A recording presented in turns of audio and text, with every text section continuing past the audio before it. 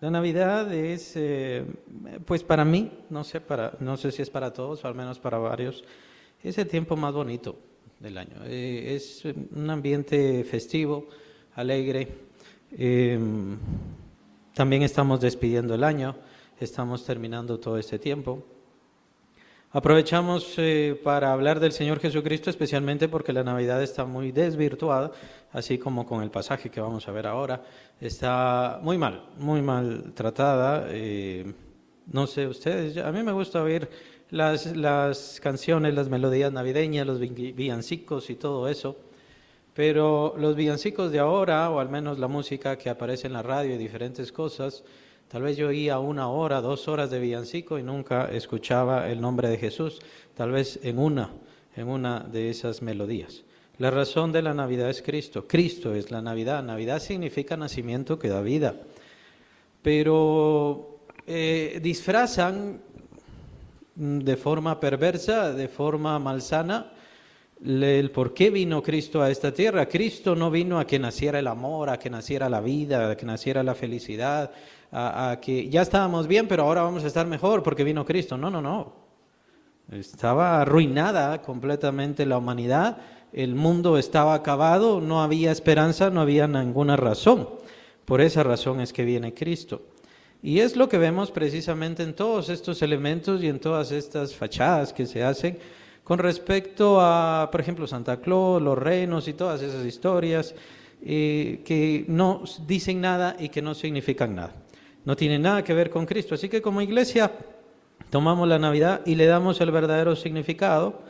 Una de las clásicas es lo que vamos a ver ahora, los 3 reyes magos, que para empezar no eran magos, por otro lado tampoco eran reyes, simplemente se les ocurrió ponerles diferentes cosas, mucho menos se llamaban Melchor, Gaspar y Baltasar. Todo eso es mentira. Y también es mentira de que Baltasar era moreno. Son inventos mediocres y son disfraces inútiles que sirve para disfrazar el verdadero sentido. Hoy vamos a ver Mateo, capítulo 2, que es precisamente el que acabamos de leer hace un momento.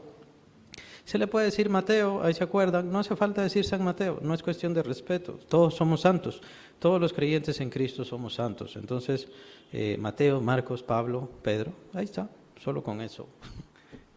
Que también es parte de todas estas cosas. Vamos a seguir viendo todo esto porque, para empezar, ¿qué es eso de reyes magos? No tiene sentido que rey es un mago y qué significa magos. Bueno, la Biblia es más exacta. La palabra mago que aparece aquí sí es mago, que aparece en el versículo 1. Vinieron de Oriente a Jerusalén unos magos. Sí es esa palabra, magos. Solamente que el sentido no es el que le da la gente. No eran hechiceros, no hacían conjuros, no hacían pociones mágicas, no vendían pociones mágicas ni ninguna cosa así. En realidad, lo más exacto es que eran científicos, astrónomos. Una definición en uno de los diccionarios que veo que logré encontrar es científicos orientales. Me gustó mucho esa definición, eran científicos orientales. Claro, en aquel entonces las cuestiones de las constelaciones, que ahora se pretende predecir el futuro por medio de la constelación de Cáncer, de Aries, de Piscis y de todas esas cosas, se han tornado hacia lo malo, se han tornado hacia la adivinación. La adivinación es una forma, una costumbre condenada por Dios, así que estos no se dedicaban a predecir el futuro. No eran astrólogos, lo que ahora conocemos por astrólogos, más bien eran astrónomos. ¿Qué eran astrónomos? Nosotros conocemos a los astrónomos, son los que ven el sol, movimiento del sol, movimiento de la luna, movimiento de las constelaciones, estrellas, planetas y demás.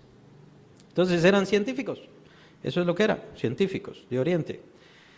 Dice, continúa este estudio, este diccionario, estaban dedicados al estudio de la astrología, medicina y ciencias naturales. Más o menos eso lo vemos por el regalo que le dan al Señor Jesucristo. Así que eran científicos, no eran magos, lo más exacto es que eran astrónomos, no eran gente que hacía hechicería. ¿Cuántos eran? No lo sabemos. 3 fueron los regalos que le entregaron al Señor Jesús, por eso dijeron, bueno, son 3 reyes magos. No, no sabemos cuántos eran, cuántos estaban con ellos.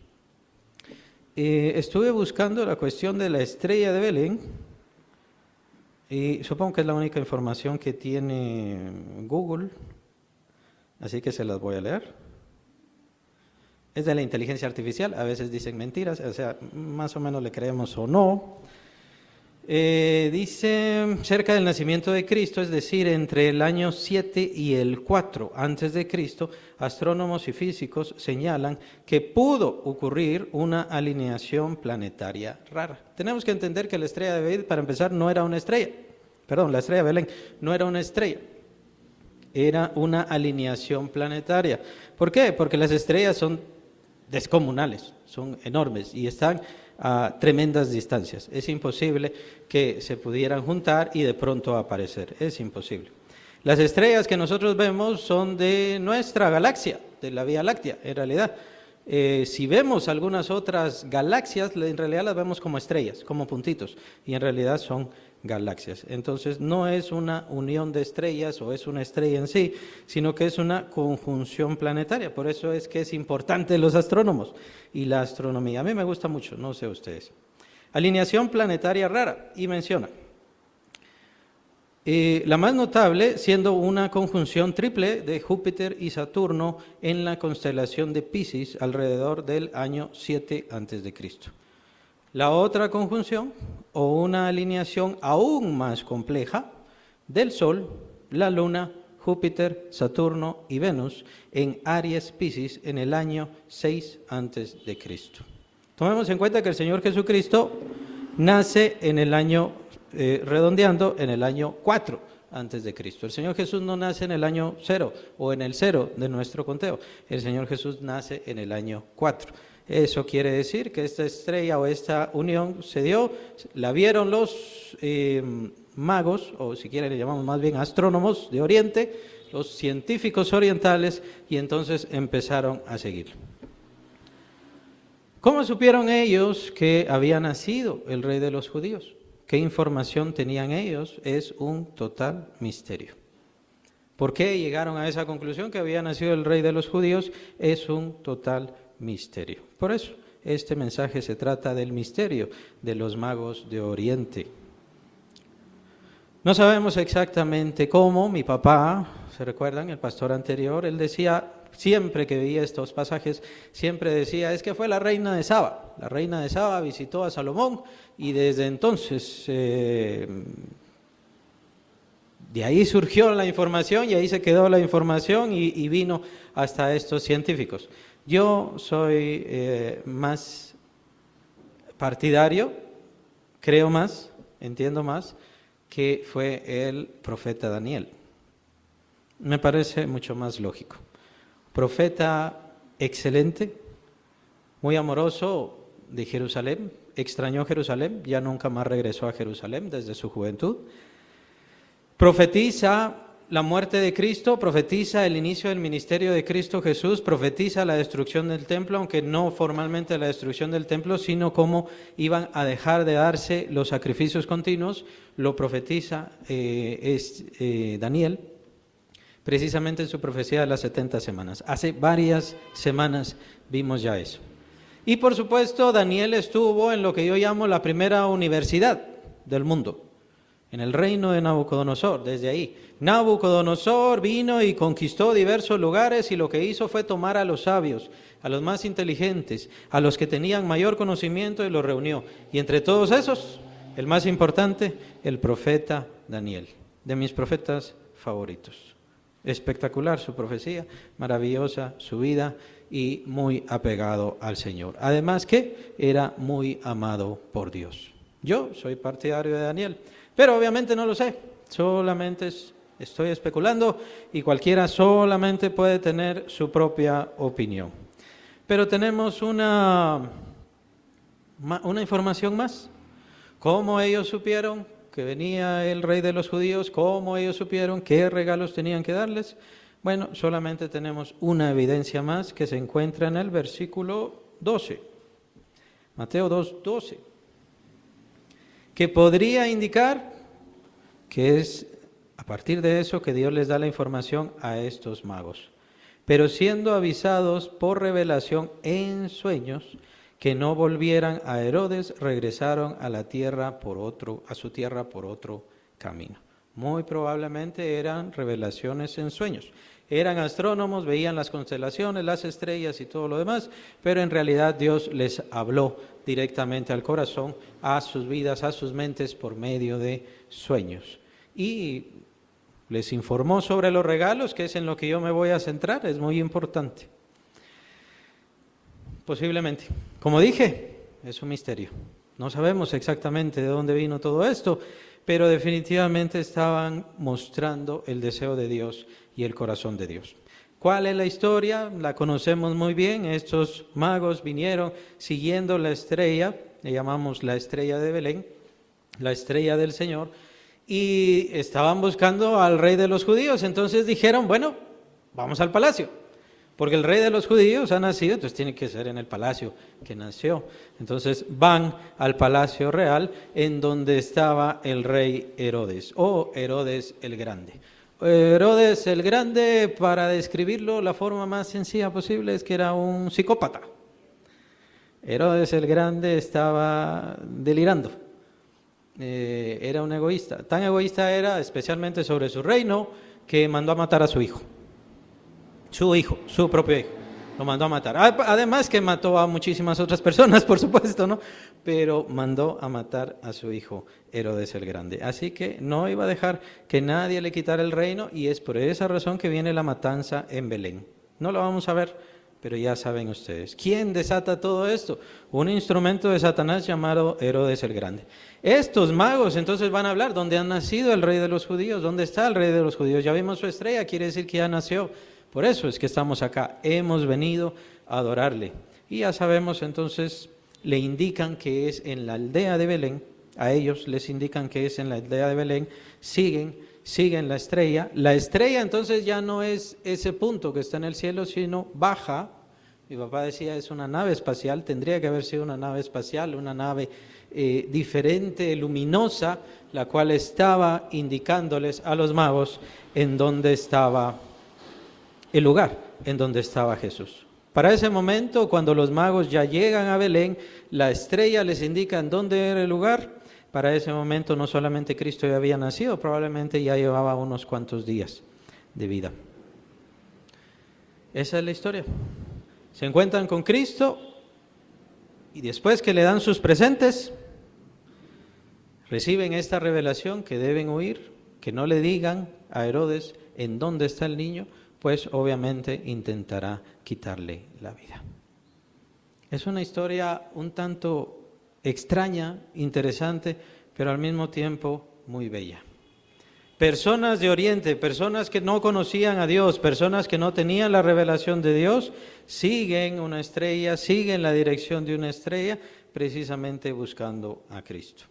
Es importante, claro, y creo que es bueno que la misma Biblia no nos demuestre, no nos señale cosas de astrología y diferentes cosas, precisamente para que nuestra fe no se centre en eso. Vale la pena simplemente entender que todo lo que pasa en nuestras vidas vale la pena si nos lleva a Cristo Jesús. Todo lo que pasa en nuestra vida es importante si nos lleva a Cristo Jesús. Ese es el propósito, que encontremos al Hijo de Dios, que alcancemos al Hijo de Dios, eso es lo valioso. La Biblia no se centra en la astrología porque sabía muy bien la idolatría de las personas, sabía que iban a pensar en las constelaciones. Entonces, ¿cuál es? ¿La de Piscis? Acabo de leer eso, ¿no? ¿La de Piscis o la de Aries? ¿Cuál es la que señala a Cristo? Y eso es precisamente lo que están señalando ahora, ya está. La constelación, si no estoy mal, es la de Aries. Entonces, ya ven, es la constelación que estaba cuando Cristo vivió. Bueno, diferentes interpretaciones incorrectas, perversas y demás. No vale la pena ver eso. Solamente hace falta ver que Dios da señales que tienen como propósito apuntar a su Hijo Jesucristo y que nosotros todos vayamos a su Hijo Jesucristo. Estos hombres Con su ciencia, con su conocimiento, lograron dar con el Hijo de Dios, lograron ver al Hijo de Dios y poder adorarle. Qué crítica para un pueblo que tenía la palabra de Dios, que tenía las costumbres, que tenía la tradición, pero no conocieron a su Mesías, ni siquiera le dieron un lugar en el cual él podía descansar, sino simplemente ahí, en el mesón, ahí. Estuvo esa noche cuando él nació.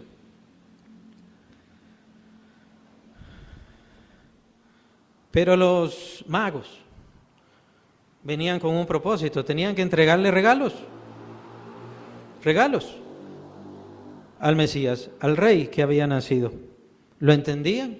¿Lo comprendían? ¿Sabían qué significaba? Yo diría que por sueños también se les reveló, pero ahora quiero que entendamos qué significan esos regalos, por qué le dieron esos regalos y cómo era la señal que Dios daba sobre su Hijo a través de esos regalos. Por eso me gusta la tradición en Navidad de estar dando regalos, porque nosotros recibimos el regalo más maravilloso, el regalo de Cristo Jesús para nuestras vidas. Y esto no es solamente salvación, Cristo Jesús es de usted. Cristo Jesús le pertenece, es para su vida, es el alimento de su alma, de su esencia, de su ser, le da vida eterna. Cristo Jesús no es solamente el boleto que le deja entrar al cielo, Él es el sentido de nuestra existencia. Es el regalo más maravilloso y perfecto que tenemos. Eso es lo que debemos recordar y predicar, y es lo que predicamos en este tiempo. Por eso tenemos gozo, por eso tenemos dicha, por eso debemos ser alegres. No por los vicios del mundo, no por las alegrías del mundo, sino porque Cristo está en nuestro corazón. Y con Él tenemos todo. Ya no nos hace falta nada. La expresión de uno de los apóstoles es importantísima. En Él estáis completos. Completos. Antes estábamos fragmentados, divididos, apartados y, por qué no decirlo, arruinados y muertos en nuestros delitos y pecados. Pero ahora en Cristo Jesús ya estamos completos, tenemos vida, tenemos razón de ser, de existencia. Nuestra razón de alegría no es el alcohol o drogas o diversiones o placeres. La razón de nuestro gozo, de nuestra dicha, aún en medio de los problemas, aún en medio de las dificultades, es que Cristo Jesús está en mi vida y nadie me lo va a quitar. Es un regalo que Dios me dio, nada ni nadie me lo va a quitar. Y esa debe ser mi alegría, y esa es la alegría de cada creyente. Pero el mismo Hijo de Dios necesitó regalos en ese tiempo, en esa víspera. El mismo Hijo de Dios necesitó recibir, y para eso vinieron estos magos, estos científicos. Y vemos en el versículo 11, cuando al final son guiados por medio de la estrella, a ese lugar, al lugar en donde estaba, es entonces donde ellos presentan sus regalos al Mesías. Y al entrar en la casa, versículo 11, y al entrar en la casa, vieron al niño con su madre María, y postrándose, le adoraron. Postrándose, le adoraron. ¿Por qué esa expresión es muy importante? ¿Por qué la repito? Porque el postrarse significa adoración, sometimiento, entrega, exaltación, el reconocimiento de que este ser, de que este bebé, de que este niño era superior a ellos y era el rey más importante. Al menos esa expresión no la vemos con respecto a estos hombres hacia Herodes el Grande, hacia este rey al cual lograron ver. Pero es al niño Jesús, que en ese momento, obviamente era niño, no existe el santo niño, que es parte prácticamente de la idolatría que existe ahora. Nosotros no adoramos a un niño, a un santo niño nacido. Cristo Jesús en ese momento de su vida era niño nada más, pero reconocían su esencia, su ser, su excelencia, su gloria y su divinidad, y por eso es que le adoran. Y abriendo sus tesoros, que esa es otra de las razones por las cuales dicen que eran reyes, como tenía tesoros, entonces eran reyes. ¿Ya? No, el que tuvieran tesoros no quiere decir que fueran reyes, solamente que tenían tesoros. Abrieron sus tesoros y le entregaron 3 presentes importantísimos. Ya sabemos cuáles son, pero ¿conocemos su significado? ¿Conocemos ¿Por qué hacía falta? Oro, incienso y mirra. Oro, incienso y mirra. El oro le iba a hacer falta. Ya se iba a levantar la primera persecución. Tomen en cuenta que Satanás estuvo buscando al Mesías precisamente desde el momento en que toca el corazón de Caín para que matara a su hermano Abel, porque pensaba Satanás que Abel iba a ser el Mesías, el que le iba a herir a él en la cabeza, según era la promesa de Dios. Desde que nace el Señor Jesucristo ya lo empieza a buscar Satanás para quitarle la vida. Desde entonces quiere exterminarlo, quiere expulsarlo. Y por eso utiliza su instrumento, un instrumento muy bueno para él, Herodes el Grande. Y Herodes entonces va a consultar porque necesita exterminar a este supuesto rey. Para eso necesitó Jesús el oro. Tenía que salir huyendo a Egipto y lo hicieron precisamente, es el texto que sigue. Tenía que ir a Egipto precisamente para poder resguardarse de la persecución, la primera persecución. Cristo Jesús fue perseguido toda su vida, básicamente desde su nacimiento. Por eso el Señor provee el oro, por eso el Señor da el oro. Pero no solamente es un regalo que Cristo necesitara, es un regalo que significa o simboliza a Cristo, su realeza, su excelencia, su gloria, su dicha. En el tabernáculo y más adelante lo que se convierte el templo de Salomón, en el lugar santo en donde ya se simboliza o se da la imagen de la presencia de Dios, todo el lugar estaba repleto de oro, estaba bañado en oro, el suelo era de oro, el piso era de oro. Todo esto simboliza la misma presencia de Dios, la mismísima gloria de Dios. Metal precioso, resiste mucho. Escuché este término, que el oro que ahora tienen, por ejemplo, los chinos, los estadounidenses y en todos esos lugares, es el mismo oro que tal vez recibió un faraón o que tal vez vistió un faraón en aquel entonces.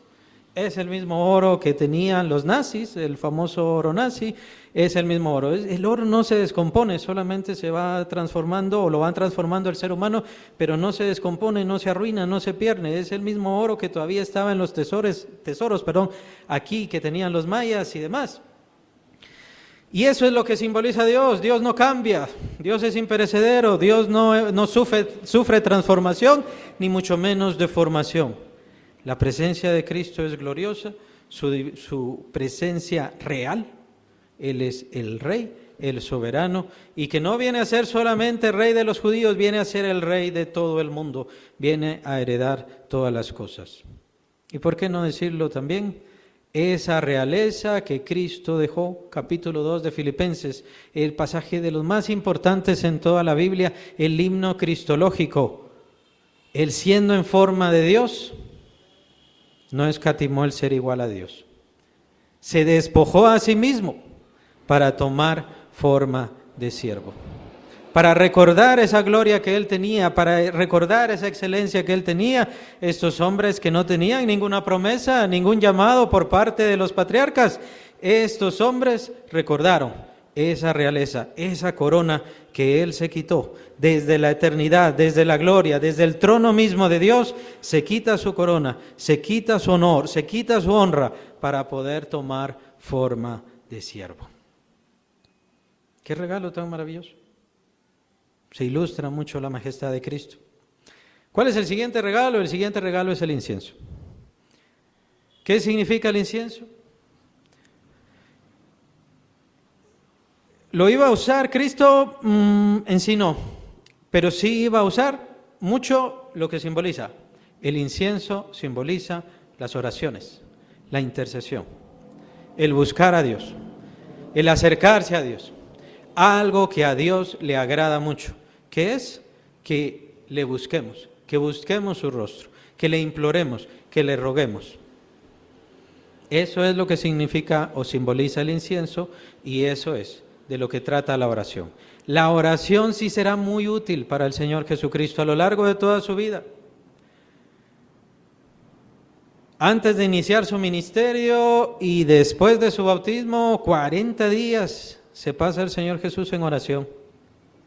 No come nada. 40 días se pasa el Señor Jesús en oración, preparándose para su ministerio y, por supuesto, tenía que sufrir la primera prueba, o la gran prueba, si quieren verlo así. La prueba que sufre Adán y que falló, la tuvo que sufrir Cristo antes de iniciar su ministerio glorioso. ¿Y a lo largo de su ministerio utiliza la oración? Claro que sí. El Señor Jesús, después de esos momentos donde hacía milagros y predicaciones, mencionan los evangelistas que Él buscaba apartarse, buscaba separarse, buscaba lugares desiertos. ¿Para qué? Para poder orar. Cuando era demasiado el trabajo con sus discípulos, tomaba a sus 12 y vamos al desierto, vamos a apartarnos, necesitamos descansar. Al desierto, a orar, a buscar la presencia de Dios. Y claro, está el otro evangelista que menciona que cada día el Señor Jesús se levantaba muy de mañana, antes que saliera el sol, buscaba un lugar aparte y ahí oraba. Y por supuesto tenemos la oración en Getsemaní, por supuesto tenemos las oraciones en la cruz, cuando el Señor Jesús está intercediendo ante el Padre. Padre, perdónalos porque no saben lo que hacen mientras le están metiendo los clavos. Intercesión. La intercesión será importantísima para el Señor Jesucristo y es importantísima para los cristianos. Tenemos que reconocer que tenemos que dirigirnos al Señor Jesucristo, que es gracias a Él que nosotros tenemos el favor de Dios. La gracia y la verdad vinieron por Cristo Jesús, capítulo 1 de Juan. La gracia y la verdad, el favor de Dios, el deseo que Dios tiene de bendecirnos, de darnos, de hacer más próspera nuestra vida, es gracias a Cristo Jesús. Con el regalo de Cristo nosotros hemos recibido una vida perfecta, plena, próspera.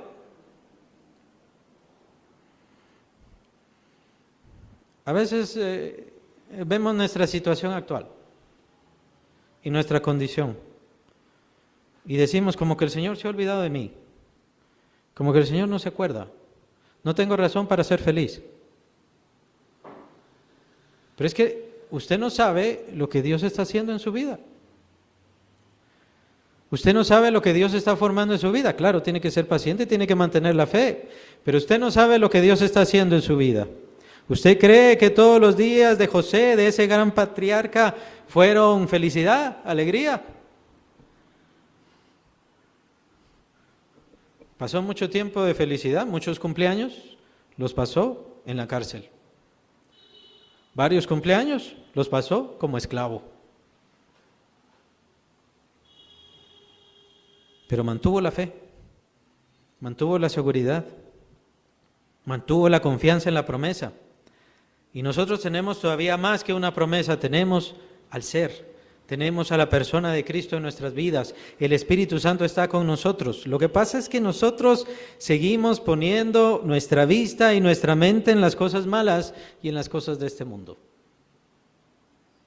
Para eso sirve este tiempo, para eso sirve este tiempo de celebración, para que pongamos nuestra vista en el regalo que ya tenemos y en la esperanza de las cosas que Él va a hacer en nuestras vidas y con nuestras vidas, que serán verdaderamente gloriosas.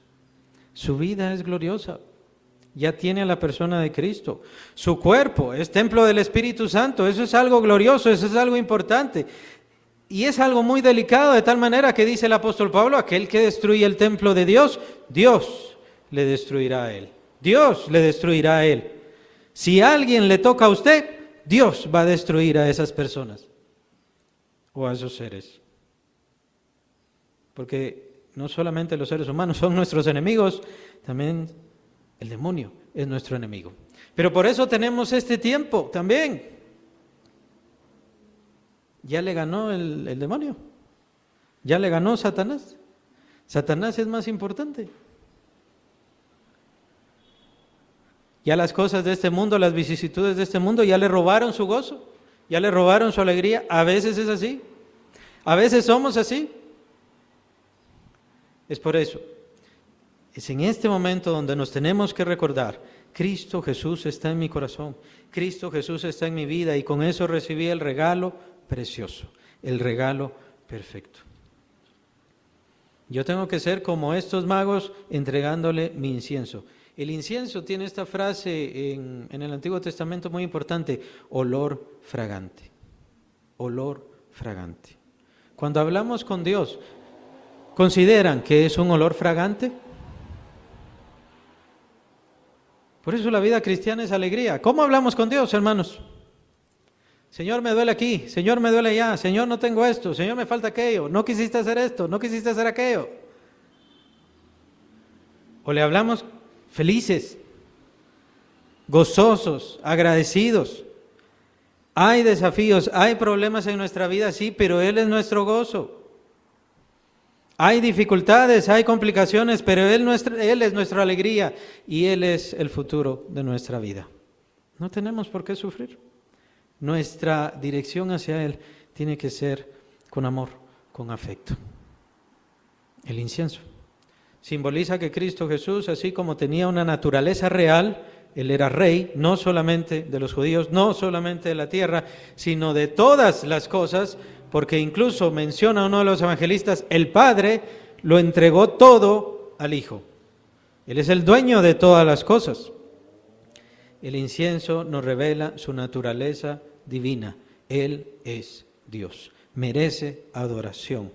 Por eso es que se postraron los magos. Y por último, la mirra.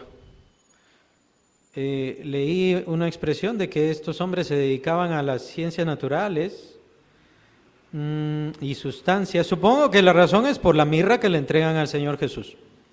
La mirra es un compuesto medicinal, pero principalmente la mirra se utilizaba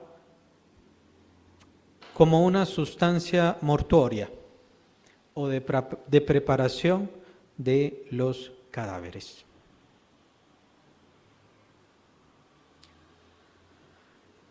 Así que no le presentan la mirra al Señor Jesús como una medicina. Ya está por irse a Egipto, entonces tal vez el niño se enferma, entonces por eso vamos a darle medicina. No, pero la mirra no es para eso. La mirra era un símbolo de muerte y se utilizaba para preparar un cadáver. ¿Qué significa este regalo? ¿Qué simboliza este regalo? Significa que este niño, que este bebé, significa que este ser especial que acabamos de decir que es rey y que es Dios, ya está sentenciado a morir.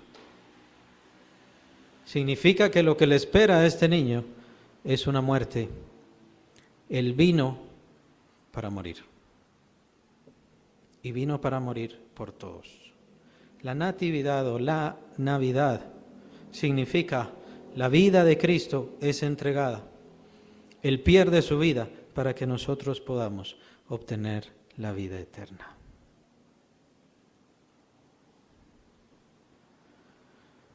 Y al contemplar los regalos, pues obviamente me parece más fascinante. ¿De dónde sacaron estos magos estas ideas? ¿Quién se los dio? Bueno, como dije, hay ciertas evidencias. Probablemente el profeta Daniel, probablemente fue en sueños, no lo sabemos, es un misterio que sabremos hasta que lleguemos a la presencia del Señor. Allá les podemos decir, allá les podremos preguntar. Me parece que se salvaron. Yo diría que se salvaron. Pero lo que quiere señalar el Señor es que este niño viene con un propósito. Y es un propósito de muerte para que nosotros tengamos gozo, alegría y dicha. La muerte no es algo que produzca gozo, hermanos. Y es porque nosotros todavía lo vemos de forma humana, de forma natural. La muerte no es gozo, la muerte no es dicha, la muerte no es alegría. La muerte es el fin, como lo entendemos, según nuestra vida humana. Es el fin, la separación, el olvido, el dolor, la pena. Hay quienes tienen dolor y pena en este tiempo y sobre todo en este tiempo de Navidad. Ah, me acuerdo de fulano. Ah, me acuerdo de fulana. Pero es en donde se nos olvida el sentido. Era necesario que Cristo muriera para poder darnos vida. La vida estaba en Él y era necesario que Él fuese partido. Por eso la expresión en la Cena del Señor es partido. Es necesario que Él sea partido para que la vida de Él llegue a todos nosotros. Un momento difícil, un momento de dolor, un momento terrible para Cristo Jesús, pero es la felicidad, el gozo y la dicha para todos nosotros. Tratemos de ver las cosas como las ve Dios. Tratemos de ver las cosas más como Dios nos las enseña a nosotros. No sabemos en qué momento nació el Señor Jesucristo. Lo celebramos ahora porque aprovechamos también a terminar el año. Y aclaramos, no, el Señor Jesús no nace el 24 y por supuesto el 25 no tiene nada que ver. El 25 se celebraba el nacimiento del Dios solar, por así decirlo. Así que por eso pusieron, bueno, ese fue el nacimiento de Cristo. No, Jesús no nació el 25. No significa nada el 25, no significa nada el 24. Lo importante es el hecho, lo importante es el evento, lo importante es por qué. Y esas personas, hermanos, que ustedes se acuerdan, y yo me acuerdo también de mis seres queridos, especialmente en este tiempo, esas personas, si están en Cristo Jesús, tienen vida eterna. Y me gusta mucho la expresión en el Antiguo Testamento, se refiere a Jacob, cuando Jacob fallece, dice que encogió los pies. Esto es cuando Jacob fallece, termina su vida en esta tierra, encoge los pies y es reunido con su pueblo. Aquí no se refiere a su cadáver, por cierto, porque eso lo hace José más adelante. Se lo lleva a su tierra, allá a aquella cueva de Macpela.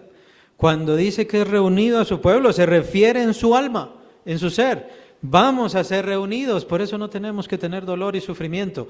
Hay que aprovechar el dolor, hay que usar este tiempo, ¿para qué? Para hacer firme y fuerte nuestra fe y nuestra seguridad. ¿Ya tiene a Cristo Jesús?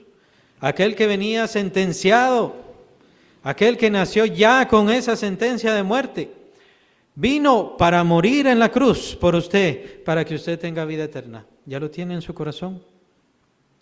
¿Ya está ahí? Él es la razón de su vida, la razón por la cual se levanta, la razón y la felicidad con la cual se duerme cada noche. Si lo tiene a Él, ya lo tiene todo. Y por eso, hermanos, es este tiempo de alegría, es este tiempo de felicidad que el demonio busca ocultar, disfrazar, llenar de tantas mentiras. Nosotros buscamos educar, señalar y que resplandezca la verdadera luz del Señor Jesucristo, la verdadera manifestación del Hijo de Dios, que con su muerte nos da vida y paz. Que el Señor les bendiga, hermanos.